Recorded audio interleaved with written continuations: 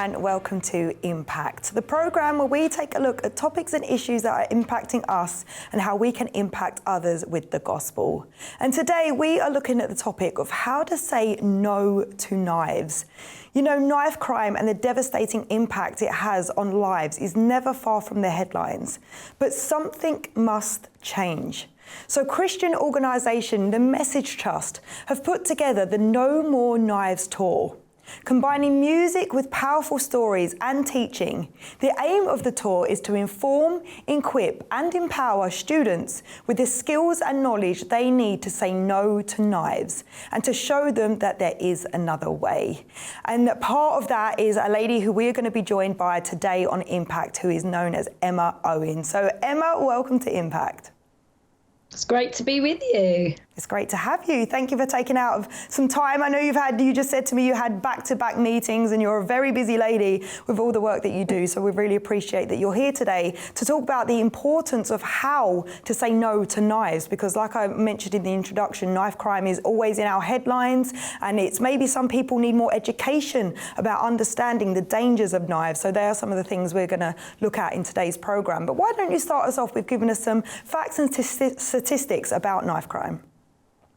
Yeah, sure. Back in 2019, I found myself sitting at a table with the head of the Violence Reduction Unit at Greater Manchester Police Force. And basically, you only had to put the news on and you could hear and you understood that there was a knife crime epidemic across the whole nation. I remember doing a little bit of research at the time, and over 1,000 young people in the UK had actually gone into hospital that year because of being injured by a knife. And we basically, as church, as the Message Trust, as Christians, said, well, not on our watch. We want to do something about it. And over the last few years, we've rolled out 20 tours now. We've seen over 100,000 students, equipping, empowering them to say no to knife crime. But the problem is the stories keep happening, and we're doing our little bit. But just to give you more of an understanding around the statistics, basically in England, a young person is stabbed every 9 days. For Greater Manchester, where I'm actually based, the Manchester Evening newspaper report a stabbing, at least one stabbing every single weekend, where the perpetrator or the victim is a young person. It is a problem. It's a massive problem, and we need to have preventative programs like the No More Knives Tour. But actually, we need to get churches involved. We need to get families involved, communities involved. But what I love about the No More Knives Tour is that partnership. We work with the local council, the local police, the local churches, all with the same message, taking in guest speakers, sharing their stories where they made poor choices or they got involved with gangs, but actually their faith helped them through the other side. So there is hope. Amen. It's so sad to hear them statistics, and it's such a wonderful work that you're doing to educate students and, like you say, equip and empower them, because I think so often young people can kind of go with the flow of society and with pressures of society and kind of get themselves in gangs if they come from disadvantaged or tough backgrounds and they want to feel part of a family or part of something. It can be initiations to do with knives and violence and that kind of thing as well. So it's really important that we teach them. It's important to be loved by the community and by the church as well, and getting them involved is really important as well. And when we talk about knives, are we talking about simple just kitchen knives that you find in a drawer, or are we talking about things that are more weaponized? And how do young people get hold of those? Yeah, it's all sorts of knives. I mean, the easiest thing is to get the kitchen knife. In theory, they shouldn't be out. If you're under 18, you're not allowed to be sold a knife, so you shouldn't be able to buy them in theory. But everybody has a home in theory that has a kitchen that has knives, and so they're easily accessible. But what's crazy is there's a lot of zombie knives, there's a lot of machetes. I mean, we've been in schools where the teachers have said, you know, knife crime is not an issue here. We're in a nice leafy suburb, it's a nice affluent area. And then they're the schools where a kid will come out of our class and say, well, actually, I've got a knife stuck under my chair. What do I do with it? We've had incidences where kids have said, my dad has hidden a machete under my bed is that bad? There's a bag of cash as well. And obviously in those situations, we bring the police in, there's pastoral support. It comes from a safeguarding response, not criminality. But we had recently in one of our tours, a young guy, and it was a really sad story. His dad had passed away only a couple of weeks beforehand. And there was a knife under his bed. And because funds weren't available, he decided to sell it. And then he thought, oh, I can make some money here. So he started buying other knives and selling other knives. But with us coming in with our program, he realized, actually, this isn't a good thing because I'm enabling other people to make bad choices. And it was great to get the police to come in and the schools to work together and say, do you know what, we love you, we want to help you and your family, and we want to support you and help you to make good choices moving forward. But we have these stories all the time. We've had one kid hand a balaclava in to one of our band members and just said, do you know what, I just felt the pressure to have this persona of violence. And it's that whole comparison is a killer. It's that whole media pressure. Social media puts so much pressure on our young people to act in a certain way, dress in a certain way, carry knives, making it fashionable, making it feel like you're accepted and you're one of the bad lads or roadman. And so he went through our lesson, and at the end of it, he said, you've just opened up my eyes that actually there's a different way, because we will go in and we will share that we're Christians. We will share our testimonies, how some of the lads in the bands in particular have been in gangs or carried knives or have been stabbed themselves. And then we call it a story of hope and say, actually, when we understand our true identity, that we're loved, we're accepted, we're valued by this awesome creator God, we don't have to pretend to be someone. We don't have to have a persona. We can just enjoy who God created us to be and live our full potential. Now, that seems very wishy-washy and nice and perfect, but actually you see the penny drop, because young people are just so desperate to know that they're accepted, that they're loved. And when we're able to go in and say, actually, there is a God who thinks you flipping rock, you can see the penny drop. And we invite them all to the concerts. I think since we started this tour, we've done 20 tours. We've seen 100,000 young people. And we've had 2,500 responses to the gospel, and even more take Bibles. And every time we're in school, we take the local church in with us, and we're always partnering with the local youth leaders and saying, come to their youth group. That's incredible. So it does work. We are just one little piece of the puzzle. We're not saying we're going to solve knife crime. We're not going to do that. But we can do our small part. And that's such a big thing. And I think God calls us to do that, doesn't he? He calls us to encourage one another and to be there for one another. And it might only feel like a small thing to you, but then young people are having them realizations, and bringing the gospel into it as well is incredible. It's not just about saying, oh, knife crime is dangerous. It's about showing them another way and showing that they are loved and accepted unconditionally by God. And it's incredible to have that realization that the Holy Spirit is going into the schools with you for you to be able to preach that message as well. And I love the fact that you've got the police involved as well, that they come in with an authoritative point of view, with the law point of view, to kind of, again, educate the young people, because they might not be aware, as you mentioned, with the young people who have got, maybe their parents are carrying knives, or knives have just been a part of their life as they've grown up. They're not aware of the dangers of carrying a knife or the consequences. So when the police come in and teach the young people about knife crime, what are some of the consequences that can carrying a knife down the street have on young people? Yeah, I think the main thing they try and get across is if you carry a knife, you are more likely to be stabbed by a knife. I think it's 70%. 70% of people who carry knives are stabbed by that very own knife. So a young person will normally say they either carry a knife for protection or they carry it to look big.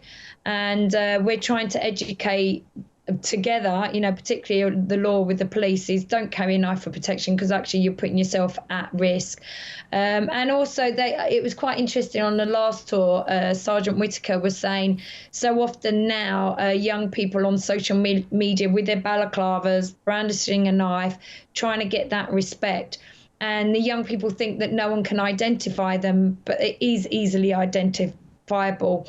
And so the police are going, finding out where they live, they're knocking on the doors, and they're finding out it's quite a nice home, and it's like a 12-year-old kid who would never use a knife.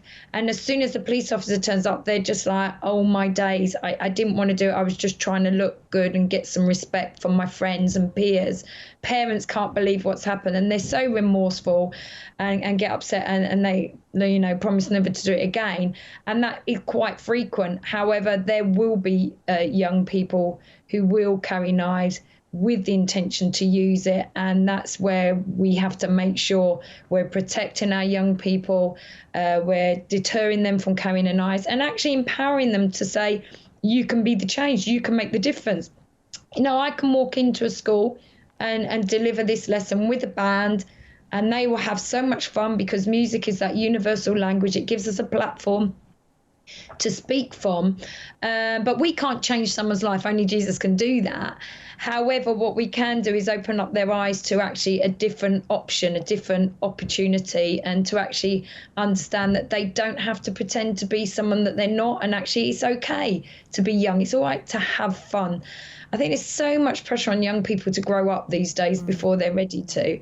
But knife crime is literally taking lives now, and it's got to stop. It's just out of control. And so that's the thing as well. I think they don't realise the power's the wrong word, but the danger of their consequences. If they hurt someone, not only are you affecting that person and their lives, but you're affecting your own future as well. Of course, you can get arrested, it's on a criminal record, and all these things that are going to affect their future that maybe they don't think about at that moment in time. Like you say, they just want to look cool, or they want to impress someone on social media, or they're just thinking about that moment and they're not thinking about the future. So to be educated in the way that you guys are doing it and going in and saying, you've got a choice in this, you don't have to go down this path, you can go down another way. So if some people maybe are watching today, or kids that you've already worked with, and they've come to that realisation and that point and thought, okay, I don't want to carry a knife anymore, it is dangerous, I don't want the consequences to happen. What are some practical things they can do? Or maybe if they are being pressured by other gang members saying, go use this knife, and they don't want to, how can we say no to knives? How can we safely say to someone, no, I don't want to do that? Or how do they safely give in a knife if they have one? Yeah, so obviously there are amnesty bins, surrender bins. We always tell the young people where their local bins are, that they can surrender, no questions asked. But actually the main kind of discussion point in our lesson is around the question, who and what influences you? And so we look at the what: social media, gaming, influencers, celebrities. Who are we following? Have we got good role models in our lives? And actually maybe we need to ditch some of them and pick better ones. But the who is the important one. When a young person grows up, their primary role model is their parent when they're a young child going to primary school. But as soon as they go to high school, suddenly their peers become that primary role model, because they're more interested in being accepted by those around them. And so we're challenging young people on, who are you friends with? Because you can't pick your family, but you can pick your friends. And actually, if you've got friends that are pushing you or challenging you or pressurizing you to do something you don't want to do, then actually it might be hard, but you might have to choose different friendship group. And if that means walking away from one group and finding another group, then that's something that we have to teach our young people to do. Now, obviously, it's a completely different ball game if you have been initiated into a gang, and that can be very difficult. And that's why it's really important that there's education around that. And it's interesting because I'm just writing a county lines tour now, because we've recognised that actually knife crime can originate from county lines.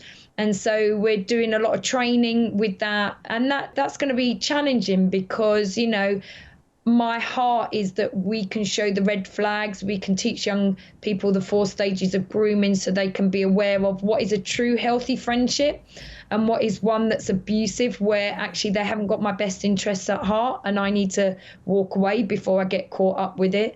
But also for those kids that have got caught up, maybe they've been victimised, they've been targeted and brought into the gang lifestyle, is where do they go? Where do they get that support? And that's something we're working on, that package, to make sure we are doing the best that we can in partnership with the police again, and they will be coming and giving their advice and the law section around that.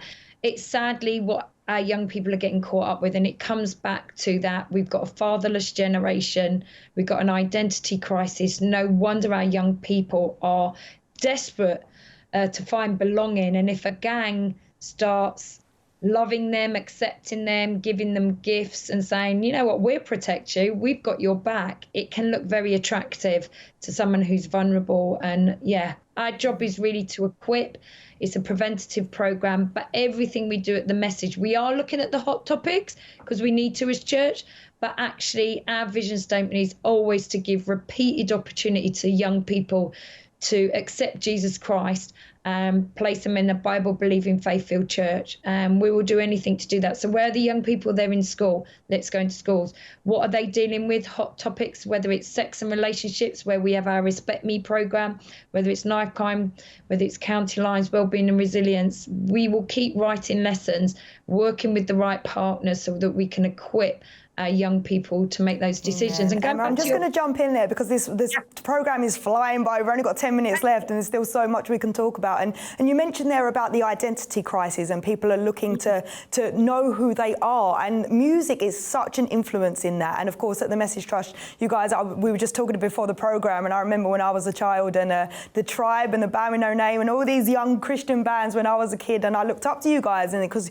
your music was cool, even though it was Christian, it was kind of the genre where rap and all these things, where in the secular music they're talking a lot about, you mentioned sex there, and gangs and crime and glorifying all that kind of stuff. So it's so refreshing to know there are Christian bands out there with the genres that you hear in the secular world but that are glorifying Jesus. So can you give us a bit of an insight into the work that you've been doing, how you see that young people are influenced by music, and how, especially within the knife crime, what kind of genres are they being influenced by, and how is that working in their day-to-day lives? Yeah, definitely. I mean, music is a massive influence on our attitudes, our behaviours, what goes in your ears comes out in your choices and your lifestyles. And, you know, some of the music is absolutely shocking when you look at the over-sexualised content, but also the violence that is promoted.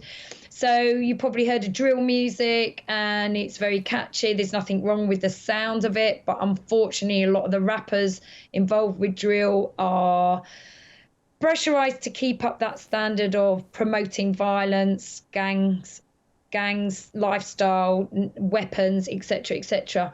But you know what, there's some great Christian artists. So we work with a guy called Vontae Grace. He does a lot of drill music. We take him in with the No More Knives tours, so he goes down a storm. But we've still, you know, kids still like pop, they still like rap. So we've got our latest band is called Next Chapter. We've also got a band called OTC, Out of the Cage. And I'll tell you how it works. So I spoke at a serious youth violence crime conference, and I met someone from the fire service, and she was saying, oh, I'm really intrigued that you use music because my son's really into drill. The lyrics are awful. I don't know what to do. And I said, well, get him to try out Vontae Grace. And anyway, she rings me up next day. She goes, oh my days, within a day, my son is hooked on Vontae Grace. Have you got a gig coming up? Because he wants to come. And this kid, he was like 12, 13, turned up to a concert where he knew nobody with his mum. He came to this gig and he just absolutely loved it. And he heard the gospel and he got given a Bible. Wow. And that was using music, because music is powerful. Why is it powerful? Because God created music. Do you know what I mean? Heaven is full of music and worship. We, as human beings, whether we believe in God or not, we are designed to worship. That's why at football stadiums, people chant, you know, for their football teams, because we are designed to worship, except for not everybody realizes that was created to worship our creator God. And that's what we're trying to do, is open the eyes of young people and say, do you know what? Number one, let's be safe. Number two, let us empower you to be the change. And actually, we say to a class, like, if everyone in this class now, and it's a whole year group, probably 250 kids, if you all said no to carrying a knife, would you feel safer coming to school? And they'd be like, yeah. But what if your whole school, that's 1,000 of you, said no to carrying a knife? Would that make you feel safe in the corridors coming to and from school? Yeah, definitely. Well, actually, we're visiting 10 schools this week. That's 10,000 young people from your area, all saying no to knife crime and carrying a knife. How does that make you feel? And the response is outstanding. And then suddenly they don't feel like that they're that one kid that's going to go against the flow, and they feel empowered to make a difference. And it's amazing. Emma, can I ask, just again, we've only got 5 minutes left of the programme, and I want to kind of look at the other side of the coin of this, because we've talked heavily a lot about those who are carrying knives, and that is really important. But what advice would you give, or have you heard through the tours, if someone is just walking down the street and they're approached by someone with a knife? What is the best way for them to protect themselves and to get out of that situation safely? Yeah. So the police talk about when someone pulls a knife on you, you're going to either freeze, you're going to fly, like run, or you're going to fight. You have a choice of the three things. But to be honest with you, you don't know what you're going to do until it happens. We got this great police officer, Dan Pell. He'll be doing his presentation, he'll walk to the back, and then he'll just scream. And like the kids just literally jump out of their seats and they all freeze.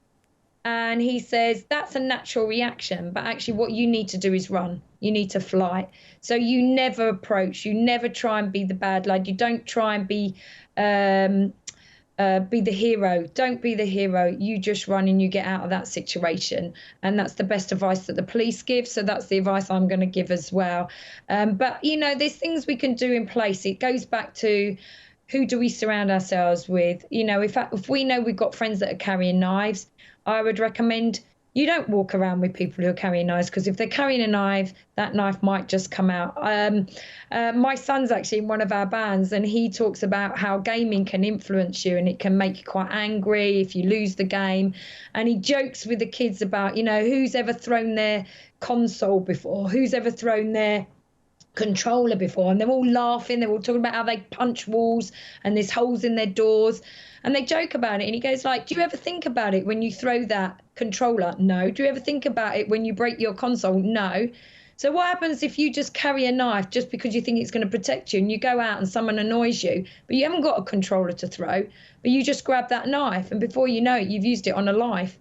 See, a controller is replaceable. It's 50 quid, but a life isn't. And so we just try and break it down and help young people to understand that actually sometimes we make choices, not because we intend to use a knife, but just because of the choices of who we hang out with, or just the pressures in the world, or just being put in a situation where someone else confronts you. And it's that impulse as well, isn't it? Like you say, like emotions can, without us thinking, we've done something and we're like, oh, and especially a lot of the time when we do get angry, we kind of regret it afterwards, especially if we have punched a wall, it's going to hurt ourselves. But like you say, if you just whip out a knife, that is taking someone's life, and that is a scary prospect, again, for your future as well. So we do really need to, the Bible says, be slow to anger for a reason, because we do act out of impulse and we lash out and we can hurt other people because of that. So important what you say there. And as we come into our final few minutes, I do just want to let the viewers know that if you want to find out more about the No Knives Tour, and you want to find out more about the Message Trust, that we have been talking to Emma Owen, who is the head of youth engagement at the Message Trust, and you can go onto their website, which is www.message.org.uk/No More Knives.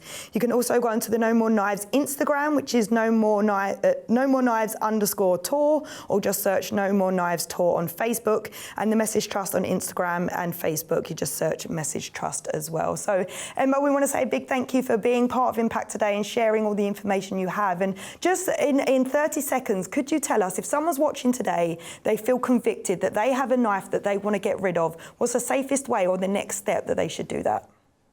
Yeah, I would always suggest you find that trusted adult in your life and get them to help you. So that could be a parent or guardian at home. It could be a youth group leader. It could actually be a member of staff at your school.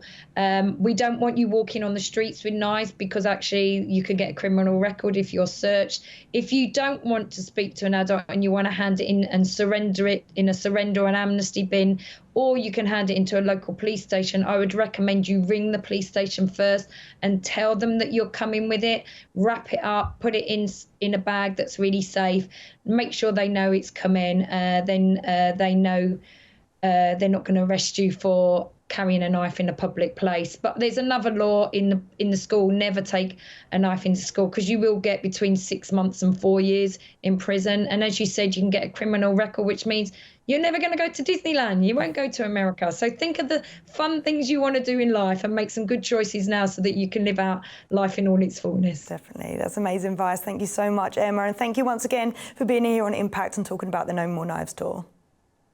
You're welcome. Thanks for having me. You're welcome. God bless you. Well, we want to say big thank you for watching. I hope you've been educated today to understand the dangers of carrying a knife. And I also hope you've been encouraged that you have a Heavenly Father who loves you unconditionally. You don't need to seek acceptance from your friends, because friends' opinions fleet. From one day they think one thing, the one day they're going to think something else. So their opinion shouldn't be the basis of how you live your life. God created you as you, and He created you with a plan and a purpose for your life, for a future that's going to be prosperous and with a hope. So don't throw it away on an impulse of using a knife to look cool or to try and protect yourself. As Emma said, there are other ways of protecting yourself. So I just want to encourage you today, if you do feel that conviction, find someone that you trust, like Emma said, and do check out the Christian music that's out there as well, rather than focusing on violent gaming and violent drill music that subconsciously is making you think these things. Glorify God with your music. There's plenty of Christian bands out there. God bless you. Thank you for watching, and I'll see you next time on Impact.